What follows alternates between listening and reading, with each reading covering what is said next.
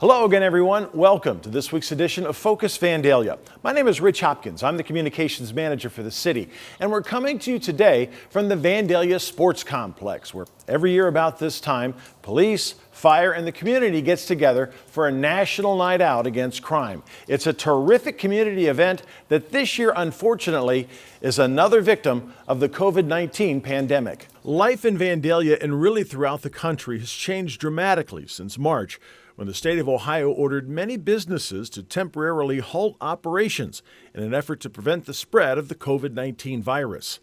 Interim City Manager Kurt Althouse says that since the very beginning of this crisis, cities like Vandalia have been working to follow the guidelines set forth by the Ohio Department of Health. The city has always taken the approach of consistently monitoring updates that we're getting from the state, whether those be the Department of Health and or the governor's office, to see what restrictions and what mandates that they are passing along to the local communities such as the city of Vandalia. And so whether we're getting those through the press briefings that the governor gives or other orders that are directed to local governments, we review those and see how those orders impact and affect our operations here. Since the beginning of this pandemic, the guidelines have focused on social distancing, keeping 6 feet between you and others not of your household, and on avoiding large crowds where a single person infected could spread the virus to hundreds of others in a matter of minutes. In monitoring the ongoing changes that are affecting us almost on a daily basis, we're looking at how is this going to impact several events that we have planned for the city. And these are events that usually bring out a significant number of people in our community, namely that being our fireworks spectacular that we always enjoy every July 3rd, and another event that typically involves our police and fire public safety offices is National Night Out Against Crime in August. Both of those events were postponed, but in looking forward at future dates and looking at what is on the horizon and a number of restrictions that the state has imposed, those events unfortunately we're looking at having to cancel this year.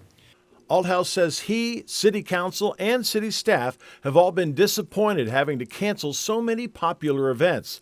But he says the health and safety of Vandalians must be the city's primary focus. There are debates on both sides of this point as far as how many restrictions should be in place and how many should not be in place. And certainly we want to be cognizant of everybody. But at the end of the day, as local government officials, we are responsible for the health and safety of everyone in Vandalia. And I know there's a lot of debate out there on social media, and there's a lot of debate in public about how far these restrictions should go or should not go.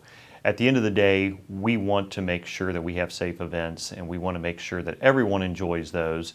And in considering all the factors that came into play, we felt it was best just to wait and resume those activities next year when hopefully a lot of these restrictions are lifted. Hopefully the pandemic will predominantly be behind us and we can really enjoy just an all-out festival and special events.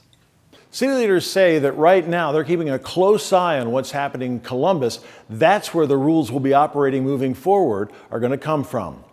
That's going to do it for this edition of Focus Vandalia. I'm Rich Hopkins. Thanks for watching, and we'll see you next time.